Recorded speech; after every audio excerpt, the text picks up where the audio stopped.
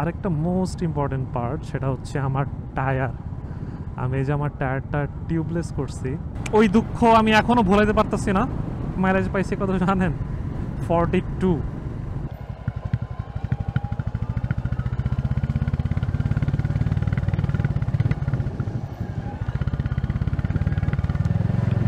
Hello everyone, আসসালামু আলাইকুম। আমি Siam and welcome to my channel LC escapes. So 300 feet থেকে আমি ভিডিওটা শুরু করতেছি, কারণ আমার শ্রীমঙ্গলের ব্লগ শুরু হয়েছিল 300 ফিট থেকে।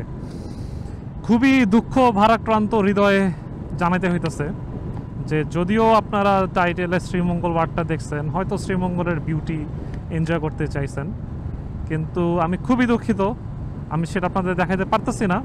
কারণ আমি শ্রীমঙ্গল ট্যুর দিয়ে চলে আসছি গতকালকে, এবং আমি গতকালকে আসার পরে যখন আমার এসডি কার্ড থেকে পিসিতে সব ফাইল ট্রান্সফার করি, তখন কোনো একটা ঝামেলা হয়ে আমার সব ভিডিও অ্যাকশন ক্যামের গায়েব হয়ে গেছে। তো ওই দুঃখ আমি এখনও ভুলাইতে পারতেছি না। এক প্রকার কি বলা যায়, খুবই হতাশা। কারণ প্রথম ট্যুর দিছি আমি আমার রয়্যাল এনফিল্ড নিয়ে, তো এটা খুবই এক্সাইটিং ছিল আমার জন্য, খুবই এনজয়েবল ছিল জার্নিটা। সাথে আমার সাথে কৌশিক গেছিল, আমার ফ্রেন্ড, দুইজন খুবই মজা করছিলাম। তবে ব্যাপার না, যা হওয়ার তো হয়ে গেছে। তো এখন আমি যেটা পারি, আপনাদেরকে তো আর ওই ক্লিপ ফেরত নিয়ে আসতে পারতেছি না। এখন আপনাদেরকে হাইস্ট যেটা পারি, ওইখানে আমি কি করলাম না করলাম, রয়্যাল এনফিল্ড বুলেট নিয়ে আমার এক্সপিরিয়েন্স কেমন ছিল, তারপর সেখানে আমি বাইকের পারফরমেন্সে আমি কতটুকু স্যাটিসফাইড, বা কোন কোন জিনিস বেস্ট ছিল বাইক সম্পর্কে ফিডব্যাক দিতে পারি, তো সেটাই আমি দিব। এবং আমি জানি আপনারা এটাই চান, তো এটা নিয়ে আজকের ভিডিও। এখন আমি যাচ্ছি নরসিংদীর দিকে, ওইদিকে একটা কাজ আছে, তো এটা সেরে আসবো। তো ভাবলাম যেহেতু 300 ফিট থেকে আমার শ্রীমঙ্গলের জার্নি শুরু হয়েছে, তো 300 ফিটেই হাইওয়েতেই কথা বলতে বলতে আপনাদের সাথে যাই এবং কাজটাও সেরে আসি। আমরা সকাল 6:30টার দিকে 300 ফিট থেকে জার্নি শুরু করি, আমি আর কৌশিক একত্র হয়ে। তো আমরা ব্লগ করতে করতে, কথা বলতে বলতে, কমিউনিকেটরে মজা করতে করতে আমরা 12টা 12:30টার দিকে সেখানে পৌঁছাই। পৌঁছানোর পরে আমরা উঠি ব্যাকইয়ার্ড রিট্রিট নামে এক রিসোর্টে। তো সেখানে সব মোটামুটি শ্রীমঙ্গল অন্যান্য জায়গায় সব জায়গা বুকড ছিল, ওইটা ফাঁকা পেয়ে ওখানে উঠি। ওইটা রুমের রেট ছিল 8,000 টাকা। 8,000 টাকা হিসেবে রুমটা বড় ছিল, কিন্তু আমাদের জন্য সেটা একটু হাই বাজেট রুম হয়ে গেছিলো। দুইজন ছেলে মানুষ আমরা ঘুরতে গেছি, তো তারপরও ব্যাপার না, ভাবলাম একদিন একটু আলিশানভাবে থাকবো, একদিন বাজেট ফ্রেন্ডলি জায়গায় থাকবো। তো সেই জায়গায় থাকলাম। তবে ওইখানে একটা বারান্দা ছিল, ও বারান্দাটা খুবই সুন্দর ছিল, এখানে সুন্দর বসা যায়। তো এখানে আমরা বসছি, চিল করছি করিডোরে। আমরা দুপুরবেলা লাঞ্চ করলাম চামং রেস্টুরেন্টে। তো চামং রেস্টুরেন্টে লাঞ্চ করতে করতে আমরা চলে যাই শ্রীমঙ্গলের মোস্ট টুরিস্ট স্পটে, যেটা হচ্ছে লাওয়াছড়া এবং মাধবকুণ্ড লেক। লাওয়াছড়াটা অ্যাজ ইউজুয়াল ফালতু, আমি আগেও গেছি, তারপরও কৌশিক প্রথমবার গেছে, ভাবলাম যেহেতু গেছি ঘুরে আসি, ভালো হোক খারাপ হোক, শুধু শুধু ঢুকছি, ব্যাপার না, কি আর করার। তো লাওয়াছড়ায় ঢুকলাম, ঢুকে একটু হেঁটে হেঁটে বের হয়ে গেছি। বের হয়ে মাধবকুণ্ড যে লেক সেখানে যাই। তো সেখানে যাওয়ার পরে আমরা সেখানে কিছু সময় কাটাই। বেস্ট জিনিস কী ছিল জানেন, মানে এই যে ট্যুরিস্ট স্পটগুলো যে আছে, ওই যে কথা বলে না যে it's not about the destination, it's about the journey. তো আমরা আসলে জার্নিটা এনজয় করছি। মানে শ্রীমঙ্গলের ভিতরে যে রাস্তাগুলা, এগুলা ছিল একদম দেখার মতো, তো সেটা এনজয় করছি। তো এগুলো শেষ করলাম। শেষ করে মাধবপুর লেক থেকে আমাদের যে রিসোর্ট, এটা যাওয়ার একটা শর্টকাট আসছিল, প্রায় 4.5 থেকে 5 কিলোমিটারের দূরত্ব। একদম সন্ধ্যা হয়ে গেছিলো। ওই জায়গাটা এত বেস্ট একটা এক্সপিরিয়েন্স ছিল বাইক নিয়ে, ফুল অফ রোড, কোনো রাস্তাই নাই। হ্যাঁ, মানে কোন দিক দিয়ে বের হয়ে যে কই গেলাম ভাই, এটা ভিডিও থাকলে আপনাদের দেখাইতাম, আপনারা মনে করেন মুগ্ধ হইতেন। তবে স্যাড, কিছু করার নাই। তারপরে নেক্সট আমরা রিসোর্টে পৌঁছাই। রাতে আর বের হই নাই, কারণ রিসোর্ট মেন রোড থেকে একটু বেশি ভিতরেই ছিল। তো আমরা রিসোর্টের ভিতরেই ডিনার করি। তো আমাদের প্রথম দিন শেষ। এবং দ্বিতীয় দিন ছিল মোস্ট এনজয়েবল ডে আমাদের জন্য, কারণ সকাল সকাল বের হয়ে আমরা চলে যাই ফিনলে বাগানে, যেখানে আমাদের ঢুকতে যাওয়ার সময় আটকাইছে আমাদের পর, আপনারা কই জানেই সেই। কিন্তু ফিনলেতে আমার এক ফ্রেন্ড আছে অর্ণব, তার ভাই জব করে, তো তার পরিচয় দিয়ে আমরা ঢুকি। এর আগেও আমরা সেখানে গেছিলাম। তো তারপর আমাদের আর আটকায় নাই লাকিলি। তারপর আমরা ফিনলের পুরা বাগান টাগান সব, ওইটা বলতে গেলে একটা অফবিট প্লেস, ওইখানে আসলে মানুষজন যায় না। এবং ওইখান থেকে আমরা কই যাই জানেন? আমরা যাই সেখান থেকে শ্রীমঙ্গলের বান্দরবনে। তো জায়গাটা একটা গ্রাম, তো ওইখানে আর কি খাসিয়া নামে এক জাতি আছে, তারা এখানে থাকে, এটা তাদের গ্রাম। তো আমরা সেখানে যাই। সেখানে যাওয়ার মেন যে আকর্ষণ ছিল সেটা ছিল ওইটার রাস্তা। ওইটার রাস্তাটা এত ভয়ানক আর এত এনজয় করছি। এবং লাকিলি ওই রাস্তা থেকে ব্যাক করার টাইমে ক্লিপটা আমার কাছে আছে। তো ওই যে ভিডিও শুরুতে যে বললাম একটা ক্লিপ আমার কাছে আছে, সেটা আপনাদের দেখাবো। সেটা হচ্ছে এই খাসিয়া নিরালা কুঞ্জ থেকে যখন আবার ফিনলে বাগানের দিকে ব্যাক করি, তখন ওই মোমেন্টের ক্লিপটা। তো আমি চেষ্টা করব সেটাকে আনকাট রাখার, একটা আলাদা ভিডিও বানাবো যেটা হবে ফুল আনকাট, প্রায় 7-8 মিনিটের মতো সময়। ওইটাতে একদম ফুল এক্সস্ট নোট আমি এখানে প্রেজেন্ট করব। তো ওইটা আপনারা দেখে নিন এরপরের ভিডিওতে।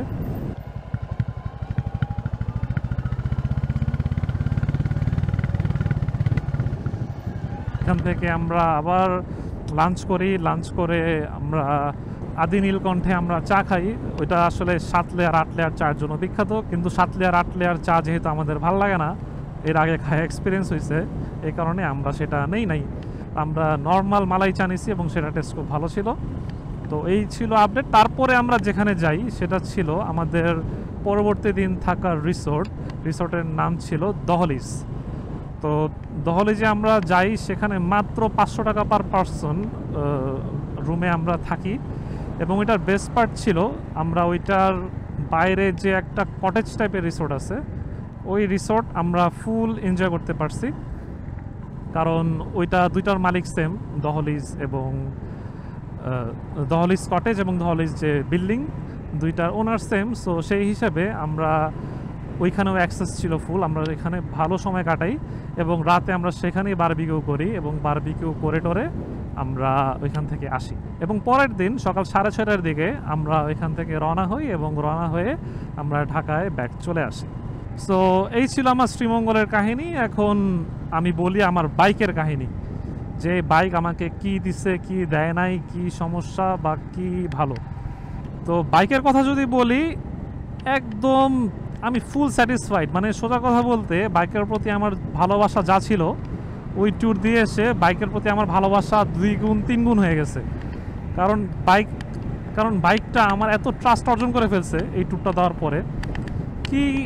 কি করি নাই বাইক দিয়া, পাহাড়ে উঠছি, নামছি, কি যে করলাম, মাত্র আপনারা ক্লিপ দেখলেন নিরালাপুঞ্জির।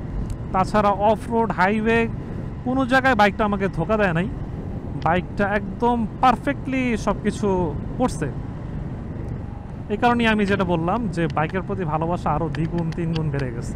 তো এখন যদি একটু ডিপে ঢুকি, আমি রাইড শুরু করার সময় ট্রিপ টু 0 করে নিচ্ছিলাম। তো 0 থাকা অবস্থায় আমি আমার রাইড শুরু করি এবং ফুল ট্যুর কমপ্লিট করে এসে আমার ওডোতে হয়েছিল 501 কিলোমিটার।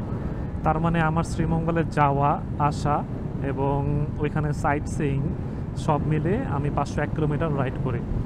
এবং সবচেয়ে ইন্টারেস্টিং ফ্যাক্ট যেটা আপনাদের সাথে এখন শেয়ার করব, সেটা হচ্ছে বাইকের মাইলেজ। আমি আনএক্সপেক্টেডলি মাইলেজ প্রথমবার পাইছি 38.5 এবং সেকেন্ডবার ব্যাক করার পর আমি ক্লিন ফুয়েল থেকে ফুয়েল ভরছি, ওইটা মাইলেজ পাইছি কত জানেন? 42, মানে 41.9। আমি তো পুরাই অবাক যে ভাই এত মাইলেজ আসলে আমার বাইকে পাওয়া সম্ভব, এটা আমি বিশ্বাসই করি নাই। পরে আমি যখন নিজে বললাম, চেক করলাম, তখন দেখলাম হ্যাঁ, এত ভালো মাইলেজ পাওয়া সম্ভব হয়েছে। কারণ আমি রাইড করছি সোলো, কোনো পিলিয়ন ছিল না, আর হাইওয়েতে মোস্টলি একদম হাই গিয়ারে 70-80 অ্যাভারেজ স্পিডে রাইড করছি, এর বেশি আমি স্পিড তুলি নাই। তো ওইখান থেকে এই কারণে আমি আমার মাইলেজটা খুব ভালো পাইছি। এই গেল আমার মাইলেজের কথা। এখন আমি বলি যে আমি কোন স্পিডে ক্রুজ করছি। যেমনটা আমি মাত্রই বললাম, 70 to 80 স্পিডে আমি ক্রুজ করছি।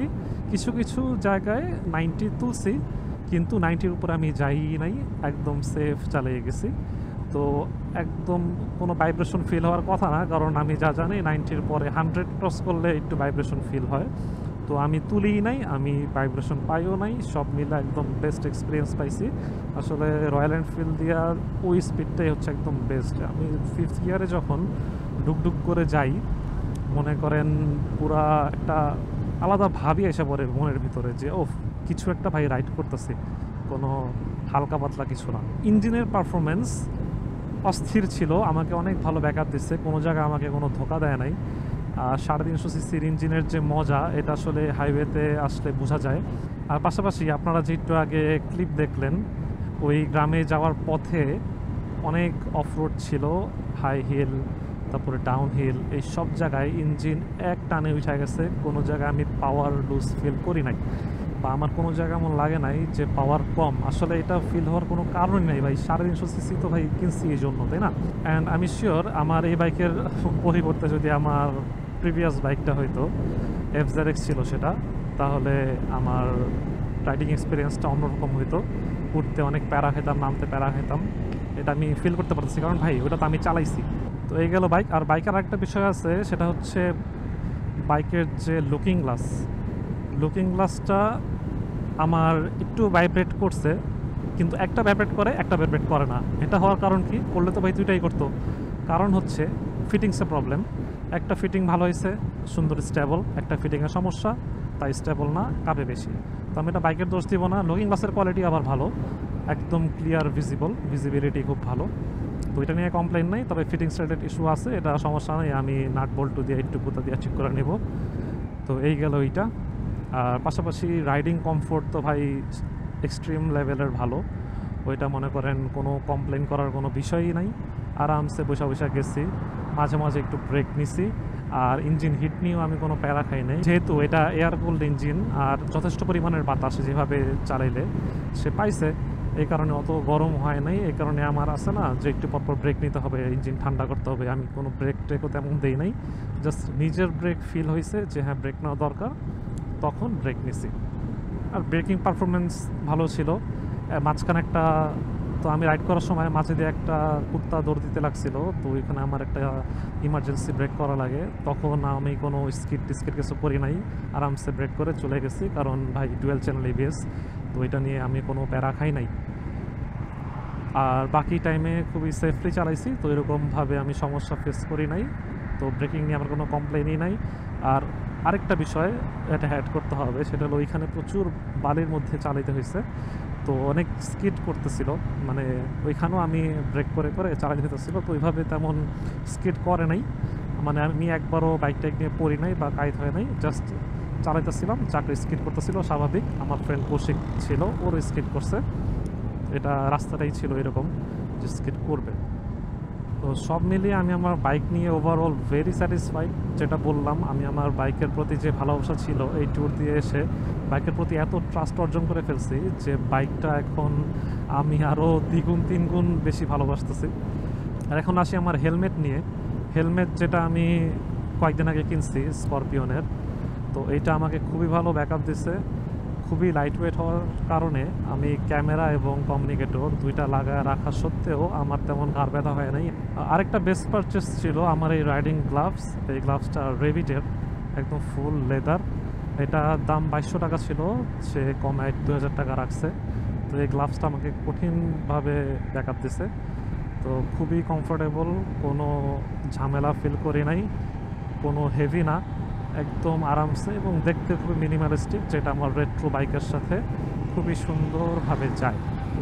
তো এটা একটা বেস্ট পারচেস ছিল। আর আরেকটা বিষয়, সেটা হচ্ছে আমি ট্যুরে যাওয়ার আগে আমার সাম গার্ডটা ইনস্টল করে নিয়েছিলাম। তো সাম গার্ড থাকার কারণে আমি ওইখানে এত অফরোডিং করছি, তারপরে এত উল্টাপাল্টা জায়গায় ঢুকছি বেরোইছি, এই কারণে আমার এটা নিয়ে কোনো সমস্যা ঝামেলা হয় নাই, কোনো প্রকার ময়লা ইঞ্জিন পর্যন্ত পৌঁছাইতে পারে নাই, সব আমার সামগার্ডের উপর দিয়ে ধকল গেছে। তো এটা ছিল একটা বেস্ট পারচেস আমি বলবো যে আপনারা আসলে যারা রয়্যাল এনফিল্ড কিনতেছেন, সামগার্ড আর লেগ গার্ড এই দুইটা লাগানো মাস্ট। লেগ গার্ডটা আমি এখনও লাগাই নাই, অফিসিয়াল যেটা লাগাবো ওইটা এখনও আসে নাই, তো ওইটার স্টোরি তো আমি আগের ভিডিওতে বলছি। তো এই গেল আমার রাইডিং এক্সপিরিয়েন্স। ও আরেকটা মোস্ট ইম্পর্টেন্ট পার্ট, সেটা হচ্ছে আমার টায়ার। আমি এই যে আমার টায়ারটা টিউবলেস করছি, টিউবলেস করার কারণে এখন আমার এক্সপিরিয়েন্স কেমন ছিল। তো টায়ারটা আমি টিউবলেস করছি এই কারণে যে ভাই রাস্তার মাঝখানে পিন স্বাভাবিক ঢুকতে পারে। তো এটার আসলে প্রপার রেজাল্টটা না আমি তখনই বলতে পারতাম যদি চাকায় কোনো পিন ঢুকতো। হ্যাঁ, যেহেতু ঢুকে নাই তো আমি বলতে পারতেছি না যে আসলে পিন ঢুকছে, আমি আরামসে চালায় চলে আসছি, কোনো সমস্যা হয় নাই। তো এগুলো আমি বলতে পারতেছি না। এটা পরে যদি ঢুকে আপনাদের তো অবশ্যই আপডেট জানাবো। কিন্তু দ্য বেস্ট পার্ট ইজ আমি যে টায়ারে জেল ভরছি কত 1 লিটার 2 টায়ারে 2 লিটার, তারপরে এই যে এক্সট্রা একটা কাজ করে হলো অনেকে বলতেছে ব্যালেন্সের সমস্যা, হ্যাঁ, অথবা পাম্প থাকে না। তো আমি যাওয়ার আগের দিন পাম্প চেক করে এনেছিলাম যে যাওয়ার আগে সব দেখে যাই টায়ার প্রেশার ঠিক আছে কিনা। পাম্প চেক করে দেখেও পাম্প ঠিকই আছে, আমার নতুন করে পাম্প ভরাও লাগে নাই। আমি লাস্ট পাম্প করছিলাম আরও 15 দিন আগে। তো তারপরে আমি ওইটা নিয়েই চলে গেছি ট্যুরে এবং ট্যুর দিয়ে চলে আসছি, কোনো সমস্যা নাই। পাম্প একদম পারফেক্ট ছিল, টায়ার প্রেশার কমে নাই এবং আমি ব্যালেন্স রিলেটেড কোনো সমস্যা পাই নাই। টু বি অনেস্ট, কোনো সমস্যা মানে কোনো সমস্যাই পাইনি। আমি যে কিছু বলবো আমি বলার কিছু পাইতেছি না, একদম সুন্দর। আমার এমন কোনো জায়গায় মনে হয় নাই যে ব্যালেন্স পাইতেছি না বা ওজন বেশি বা মানে আছে না যে অনেকে বলে জেল ভরলে এই হয় সেই হয়, আমি এমন কিচ্ছু করি নাই। তো আপনারা যারা প্ল্যান করতেছেন টায়ার টিউবলেস করার জন্য, আমি অলরেডি তো মনে হয় এক মাস হয়ে গেছে টায়ার আমি টিউবলেস করছি। তো আমি অবশ্যই রেকমেন্ড করব আপনারা করে ফেলেন ভাই, এটা কোনো চিন্তার কারণ নাই, ডিরেক্ট করে ফেলেন। করলে আপনারা চিন্তামুক্ত থাকবেন। যেমন আমি ট্যুরটা পুরো চিন্তামুক্ত দিছি, কোনো চিন্তা ছিল না, আরামসে গেছি আর আসছি। তো এই গেল আমার ওভারঅল বাইক এবং তো এই গেল আমার ওভারঅল শ্রীমঙ্গল রাইডিং এক্সপিরিয়েন্স। আমি খুবই কষ্টে আছি যে আমি আপনাদের সাথে আমার হোল জার্নিটা শেয়ার করতে পারতেছি না। এত সুন্দর করে ভিডিও করছিলাম, আনফর্চুনেটলি সব ভিডিও ডিলিট হয়ে গেছে। আসলে কন্টেন্ট ক্রিয়েটর জার্নিতে নতুন তো, এই কারণে আসলে এই জিনিসগুলা আমাদের সাথে প্রথম ঘটতেছে, এই কারণে আর কি কষ্টটা বেশি। হয়তো অভ্যস্ত হয়ে গেলে আস্তে আস্তে এই জিনিসগুলো কীভাবে ট্যাকেল দেওয়া যায়, কীভাবে ফাইল আরও সিকিউরভাবে রাখা যায় শিখবো। হ্যাঁ, শিখতেছি, শিখতে শিখতে একদিন হয়তো বড় হব আপনাদের সাপোর্টে ইনশাল্লাহ। তো এই আশা নিয়ে এই ভিডিওটা এখন শেষ করতেছি। থ্যাংক ইউ সো মাচ এই ভিডিওর সাথে থাকার জন্য। যদিও শ্রীমঙ্গল থাম্বনেল, শ্রীমঙ্গলের তেমন ভিডিও দেখাতে পারলাম না, জাস্ট ছোট একটা ক্লিপ দেখাতে পারছি। আশা করি ওই পার্টটা আপনাদের ভালো লাগছে এবং এই স্টোরিটা শুনতেও ভালো লাগছে যে কী কী ঘটছে না ঘটছে, এবং আমার বাইকের তো টোটাল এক্সপিরিয়েন্স বললাম। তো এই ছিল আজকের এই ভিডিও। তো ভিডিওটা এখানেই শেষ করতেছি। Thank you so much for watching. So আবার দেখা হবে সামনের কোনো ভিডিওতে।